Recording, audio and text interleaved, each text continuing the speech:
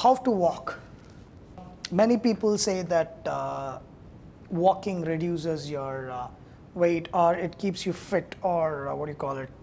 Walking makes you healthier, and most of the people doesn't know how to walk.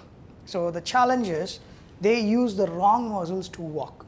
Okay, so basically when you want to walk, you have to use certain muscles that are mandatory to have an efficient gait pattern, which is nothing but the walking style or the walking form.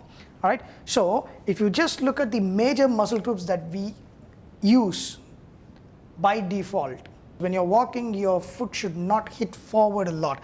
When you're weight bearing, it has to be straight into your line. That is, your body should fall straight into the line. All right, so when you're striking the foot, your body has to fall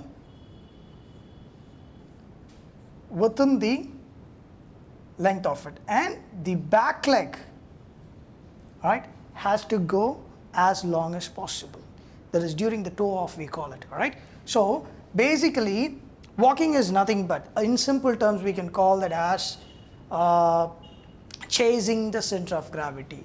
A body is said to be stable. Say for example, when a body's center of gravity and the line of gravity falls within the base of support, that is within the base of support, the center of gravity, this is the line of gravity. So COG, LOG, when it falls in between or within the BOS, or called base of support, the body is stable. But during walking, this is not the case. See, your center of gravity, which is anterior to S2, all right, sacral segment 2, we can call it. Okay, anterior to S2 has to fall away from the base of support. Say for example, you have the right and the left. All right, so when you have right and the left all together, you know that the base of support is between your right and the left foot. All right, whereas when you're walking, this has to go beyond it. Say for example, when you're standing from the side, your right and the left will be in the same direction. So the base of support, when you turn it in the front, it has to be in between it.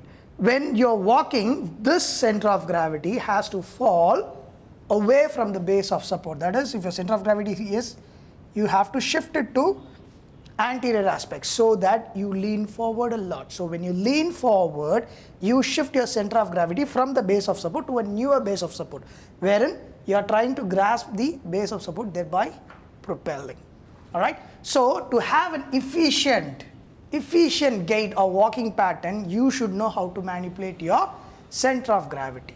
All right, when you don't manipulate, or when you don't work on your center of gravity, what happens is you tend to use unwanted muscle to propel forward. Base of support, also called as the area where you stand. All right, and the center of gravity, from where the line of gravity falls. All right, the line of gravity and the center of gravity has to fall within the base of support. A body is said to be stable when the center of gravity and the line of gravity falls within the base of support.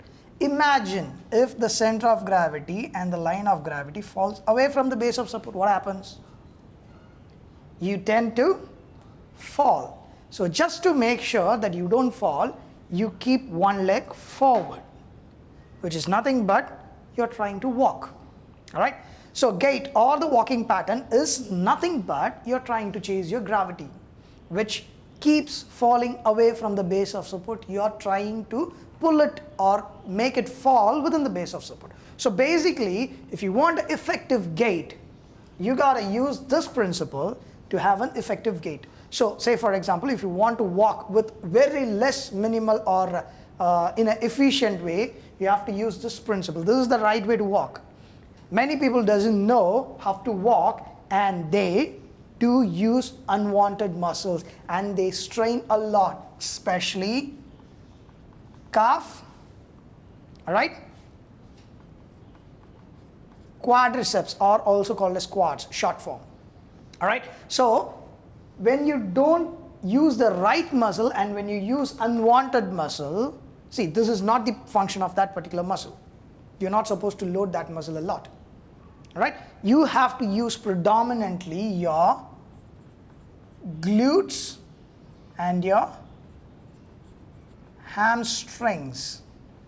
So those are posterior group of muscles. All right. So we have to use a lot of glutes and hamstring when we walk. So it is not the amount of forward placing, it is the amount of backward pushing. All right. The backward leg has to go a lot behind. That is, when your lead leg, that is when you're placing your right in the front, your body has to move along with it when you're loading it. And then the leg which is behind, that is your left leg, has to go for full extension. Only then you are having an efficient gait or the right form of walking. If you're not following this, you are putting these two muscles under undue pressure, and the muscle will go for strain, thereby compromising on your walking pattern or the walking efficiency. So basically, you got to use your glutes and your hamstrings. And the opponent of your calf, that is gastrosoleus component, gastro component, is your tibialis anterior, also short form called as TA.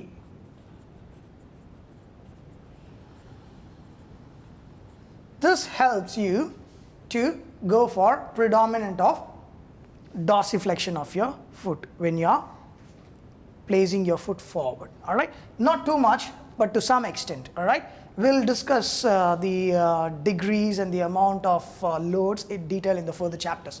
So basically, you use your tibialis anterior, predominantly your glutes and your hamstring for walking, and as we spoke in the previous chapter, we were using, or we will be using, soleus to the max during the walk, not your gastroc. So you use your glutes, hamstring, tibialis anterior and soleus. So these are the common muscle that we use when we walk predominantly. Apart from that, you have got your upper girdle muscle and the core muscle that supports. And this is Dr. Vasan for Fitnessin.